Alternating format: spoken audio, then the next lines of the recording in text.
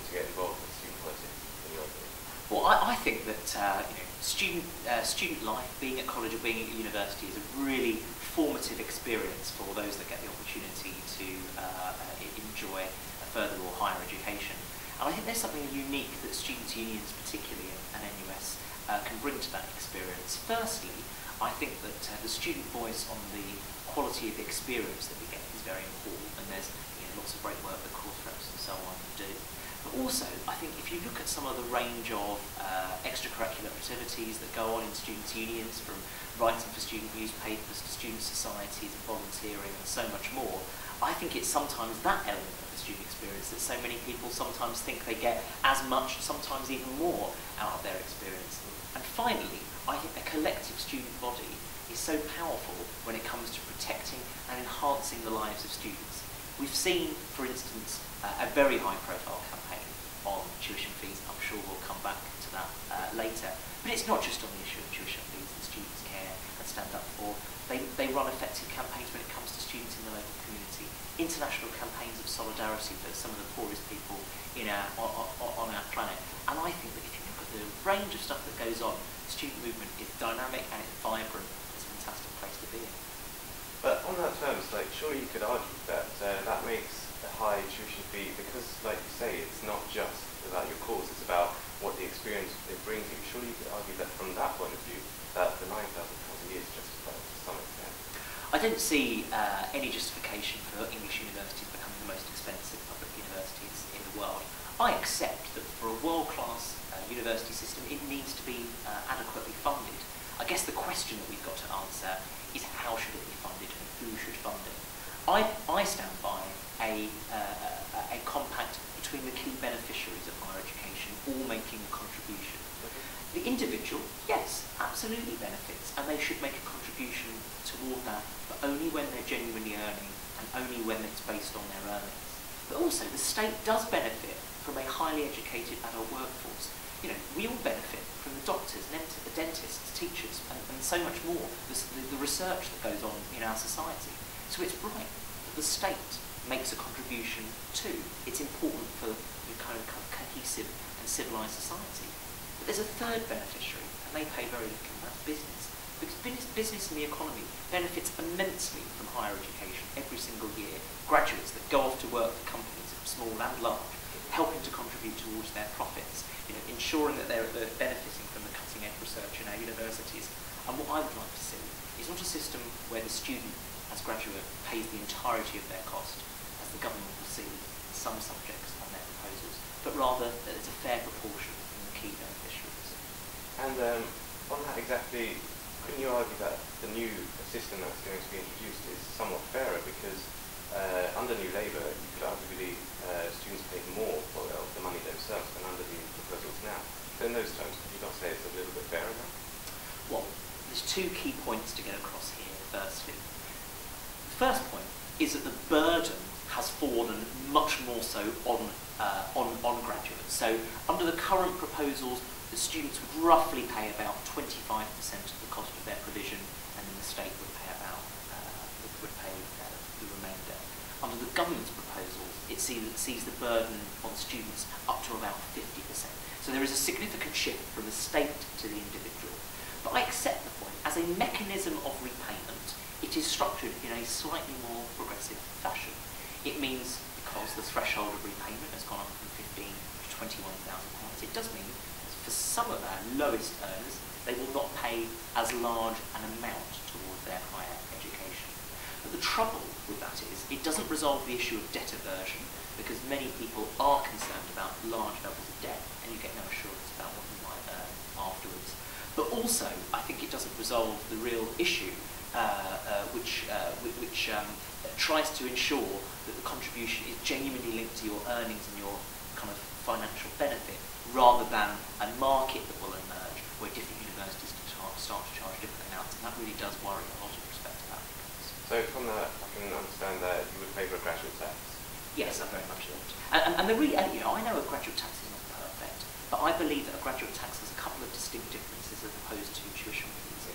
Firstly, tuition fees mean that if a teacher and a banker two students study at the same course, same university, one becomes a teacher, one becomes a banker, they pay exactly the same for their higher education. That, to me, doesn't seem fair. So I support a graduate tax on the basis that the banker will pay more, but it allows the teacher to pay less, and I think they should not have to be saddled with the same amount of contribution. But surely some people argue that that's a disincentive for hard work, because you won't be rewarded. Because that assumes that a banker works harder than a teacher. I just don't recognise that. I know lots of teachers that not only work hard, but probably work as hard, if not harder, than some people that earn money. So I don't accept the correlation between the amount you earn it correlates to how hard you work. And similarly, people don't turn down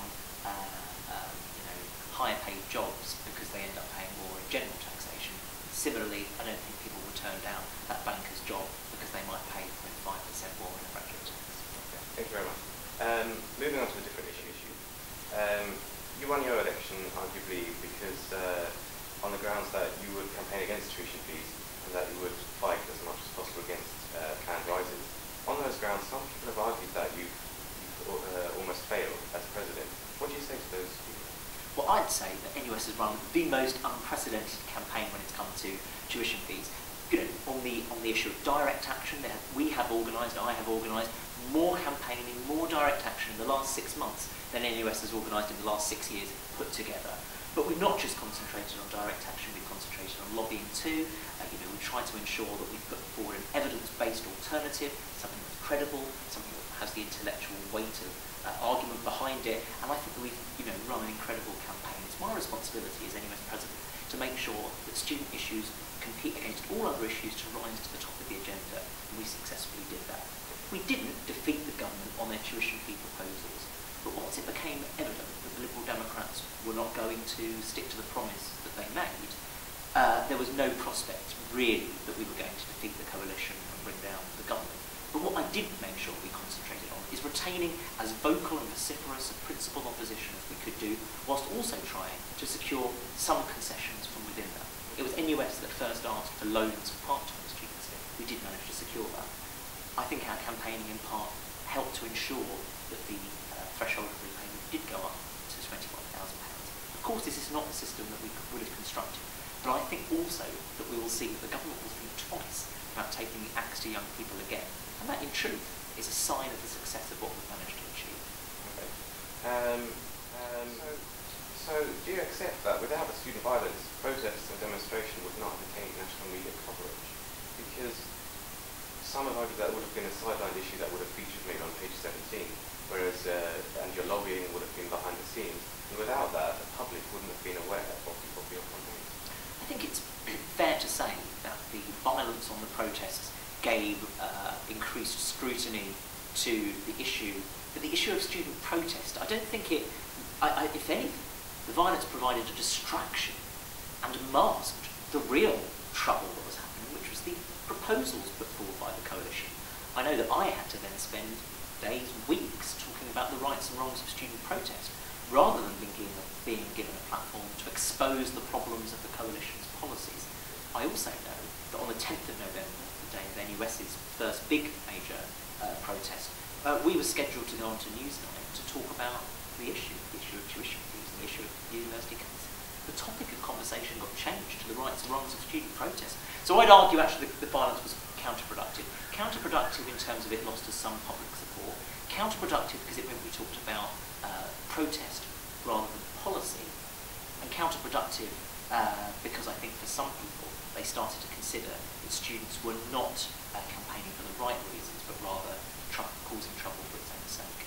Do you still believe that you've got the support of the majority of the public? I think the overall campaign that NUS has sought to run actually has galvanised public support. I've had lots of recognition that NUS has taken a firm line on violence, and I think that was the right thing to do. But equally, we have shown a responsibility to reinvigorate a generation of students to ensure that they are wanting to exercise their democratic right to campaign against the government in a responsible fashion if they disagree with what they do. So I think there is a greater recognition of student issues. I think the public, now that it's been brought to their attention, agree with us that proposals were probably not fair. And so in that respect, I think the way in which NUS has managed to navigate what has at times been a difficult balancing act but we've done so in a way that I think has gained public support. But surely you could say that some people have criticised you for not going far enough. Sure. Others have argued that you went almost too far.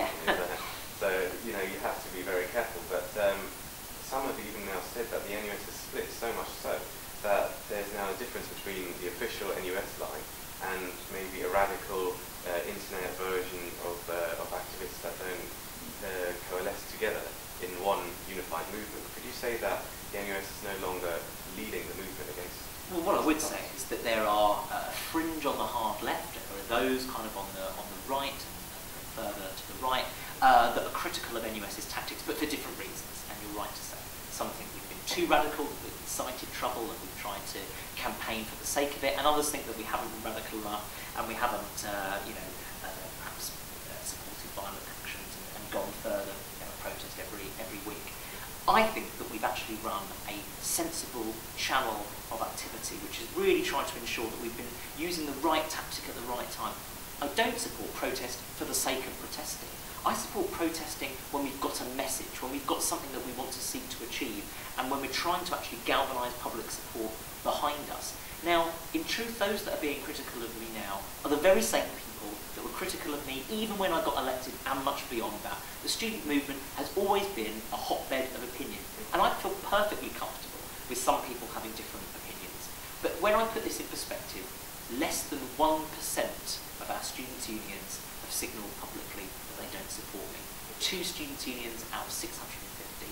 Now, I'm not going to get 650 out of 650. I've got to do what I think is right, and I've got to make sure that I'm being responsible for the overwhelming majority, but I'm not being led by a fringe minority on either the hard